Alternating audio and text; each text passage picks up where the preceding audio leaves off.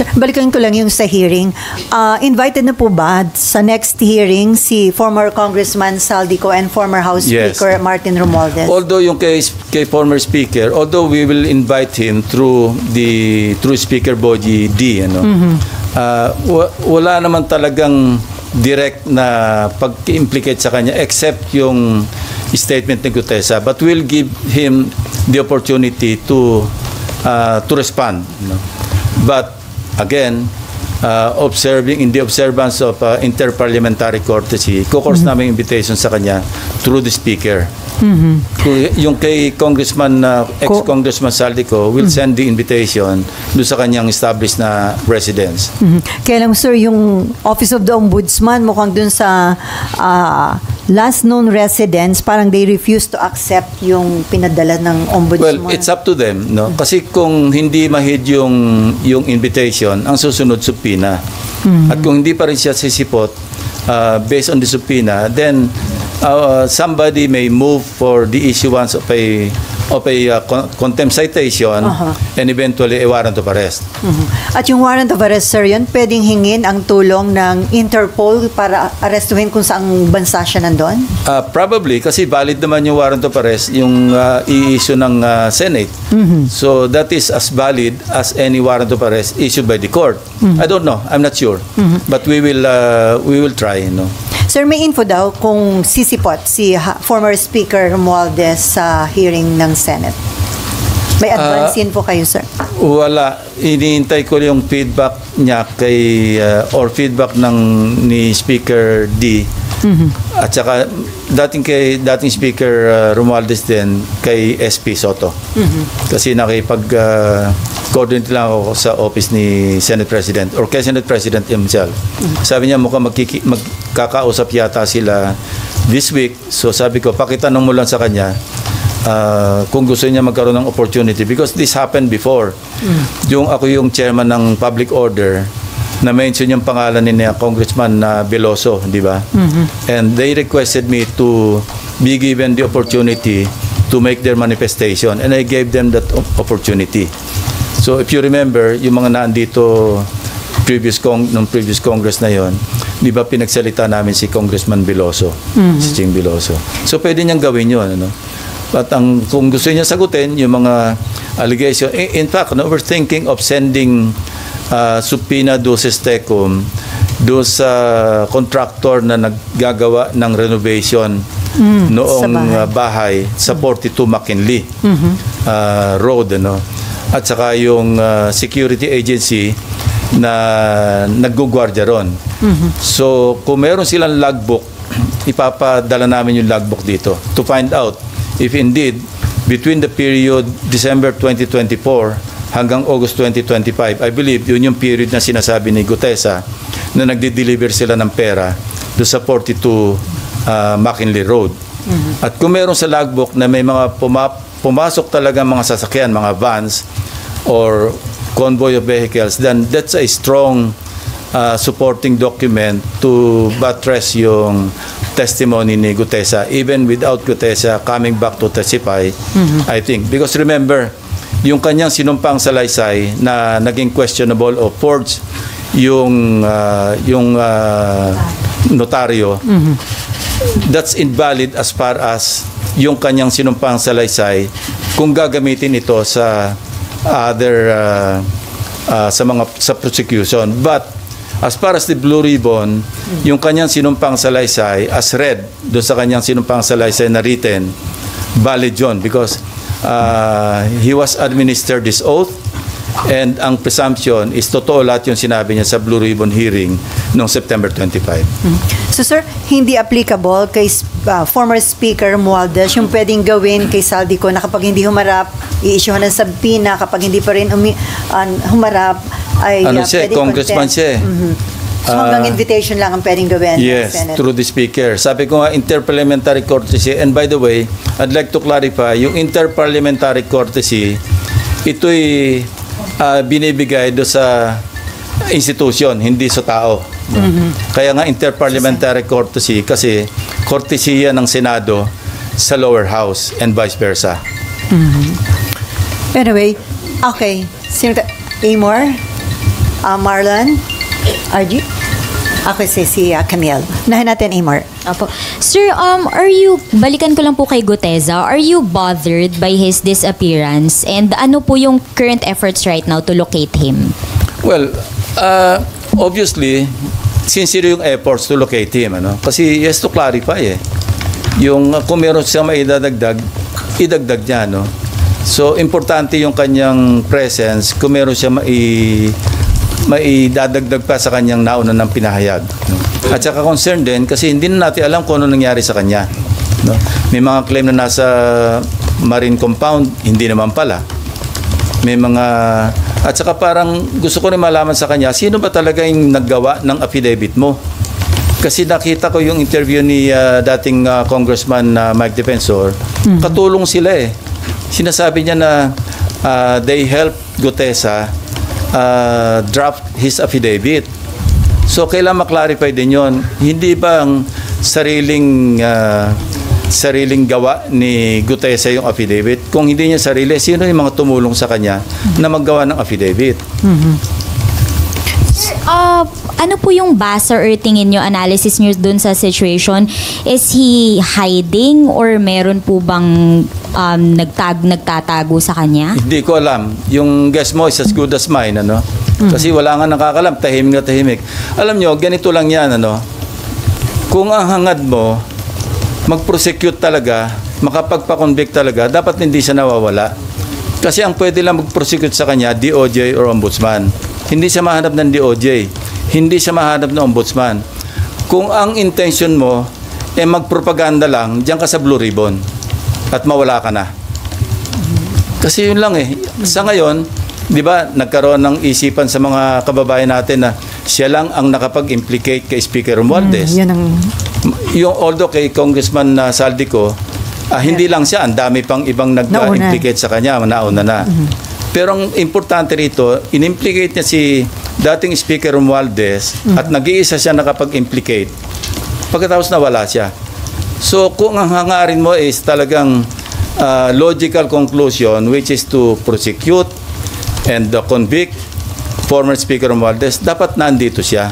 Hindi man sa Blue Ribbon, kung inisip niyang hindi siya makapagtiwala sa Blue Ribbon, humarap man lang siya sa DOJ, humarap man lang siya sa Ombudsman. Kung yun ang hangarin.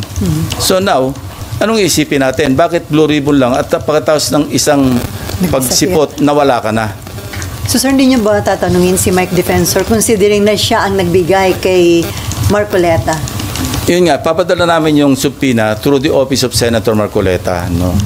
And yung sinasabi niya na iniispayan ko siya, hindi yun ang dahilan. Gusto ko lang makita, kaya pinareview ko yun para makita ko, baka sakaling may nakakakilala o makikilala natin yung kasabay niyan dumating. So incidental na lamang yon na sinalubong pala siya ng staff ni Senator Marcoleta, dinala sa opisina niya, nag-stay for a while, tapos nanood ng hearing doon sa gallery hanggang sa tinawag siya, 10:27 I think. No? But he stayed there. He arrived at around 8:27. At saka yung CCTV, this is a public place, yung Senado. Huwag tayong magtaka, alam na natin na mayroong CCTV dyan. Kayo mismo na mamonitor nyo kami pag dumarating na kami, di ba? Kaya minsan nakaabang na kayo sa second floor. So this is an open area, no? And you know, meron tayong jurisprudence tungkol sa CCTV footages. Yun yung Ople versus Torres. Ang tawag doon, ang doctrine doon, yung reasonable expectation of privacy. Meaning, pag nasa public place ka, i-expect mo naman na yung privacy mo mako-compromise, no? May reasonable expectation privacy. Kung nasa private place ka, now, I heard Senator Marcoleta na kung ako raw ba nagbi-Big Brother o okay lang ba raw na tiktikan niya rin opisina ko, well, bibigyan ko siya ng logbook kung gusto niya everyday, kung sino yung pupunta sa office ko. At walang contractor na pupunta doon. Wala maski sino pupunta except mga official business. Public place to Wag tayong maging onion skin na lalabas yung mga bisita natin o kung sino yung mga pinatawag natin. Dahil CCTV yan No? Okay, last question, Opo. Amar. Sir, mag-a-apply po ba dun kay Guteza yung pag hindi po siya sumipot after the subpoena ay warrant of arrest yung next? Meron na siyang problema sa prosecution service ng DOJ. Why? Because meron ng resolution yung RTC, Executive Judge ng Manila, na nagre-recommend na siya sumailalim sa preliminary investigation for falsification of documents. So, let's leave it at that. Now, hindi naman siya, ibig sabihin, pumunta siya rito on his own volition. Para gipitin pa siya na i-issue siya ng subpoena and then warrant of arrest, papakontempt, I don't want to go there. Sir, naalala ni Nimpa, si Mike Defensor din ang naglabas noon kay Ador Mawanay. So, regarding kaduda-duda No, I'd like to correct that. Yun ang misimpression. Hindi si Ador Mawanay, si Udong Mahusay. Udong. Remember, si Udong Mahusay, yun yung whistleblower against former FG. Di ba? Nung nasa safe house, hindi kinidnap, ni-rescue ni Mike Defensor. So, nawala yon as witness. Si Ador Mawanay, ewan ko kung sinong sirari ng ulo na nag-recruit. Nag-invento ng mga account numbers na meron kaming $700 million dalawa ni ERAP, na in several foreign banks. And ano lang to, trivia. I myself, kasi nag-alala ko noon, baka mamaya dinipositohan nila ako ng pera sa Hong Kong na i-withdraw nila lang para maipakita lang na meron akong account na ganong kalaki sa Hong Kong.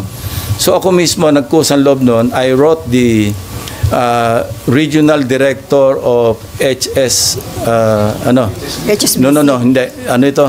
Hong Kong. Yung isang bangko. Anyway, na nag-reply, ang sagot sa akin, yung pattern ng account number ni Mawanay, pattern ng account number ng credit card, hindi ng bank account. Doon pa lang alam ko na nagsisinungaling siya. And by the way, Victor Corpus, siya kasi nag-handle. After 10 years or more than 10 years, he approached me through a fellow cavalier na gusto rin mag-apologize personally. And I accepted. Nag-usap kami, sabi niya talagang, I was taken for a ride, although it took him that long to rectify and to apologize. Sabi ko, apology accepted. Even yung one major daily, yung Philippine Daily Inquirer, kasi naging subject ko ng libel case yung Philippine Daily Inquirer. They tried to negotiate with me do sa aming libel case. Sabi niya, any story that you want, headline or above the fold. Sabi ko, I don't want that. Ang kailangan ko lang to get back or restore my dignity. Maggawa lang kayo ng konting erratum, public apology, kasi talagang for the longest time, yung nagsuffer ako ng gusto. So, this is nothing new to me, yung nangyaring ganyan na nagre-recruit ng witness, nakapanira ng tao, because I've been there. I've done that. So sir, may info ka ba? Bakit si Mike Defensor ang nilapitan ni Gutesa? Tapos si Mike Defensor inilapit naman kay Senator Marcoleta. Hindi importante sa akin yun. Importante sa akin yung aking trabaho bilang Blue Ribbon Chairman. Yung mga side lights, yung mga distractions, yun ang nakakasira sa investigation. When somebody disrupts the proceeding, when somebody distracts yung attention, hindi tayo makapokus sa real issue, then doon tayo maliligaw. Okay. Marlon, then Camille, and then Raymond, and then Nympha. Since na-mention nyo na valid naman yung testimony na dahil under oath yung sinabi sa hearing, may effect pa ba sa credibility niya yung sinasabing forged? Yes, valid, pero somehow makaka-affect sa credibility niya. Kasi di ba sabi rin ng mga abogado, falsus in uno, falsus in omnibus, false in one, false in all. So hindi ko sinasabing hindi totoo yung sinasabi ni Gutesa sa kanyang affidavit o sa kanyang pagsasalaysay sa Blue Ribbon Committee. Pero hindi ko rin sinasabi na solid yung kanyang credibility. Kasi siya mismo nagsabi, nang tanongin siya, na siya mismo nagpa-notaryo ng kanyang sinumpang salaysay. So, alin dyan ang totoo, alin ang hindi. Hindi na natin alam. And doon din, pag hinimay natin yung kanyang statement, minsan box, minsan maleta, no? Tapos parang hindi kakasya doon sa sinabi niyang isa o dalawang vans, yung iba SUV, hindi kakasya yung 46 na maleta, parang hindi kakasya doon. So these are, if we examine the testimony o yung kanyang yung as narrated, titingnan natin lahat yon. And paggawa ng committee report, pati sa recommendation, kung sino ba yung papelan ng charges, all those things will be considered.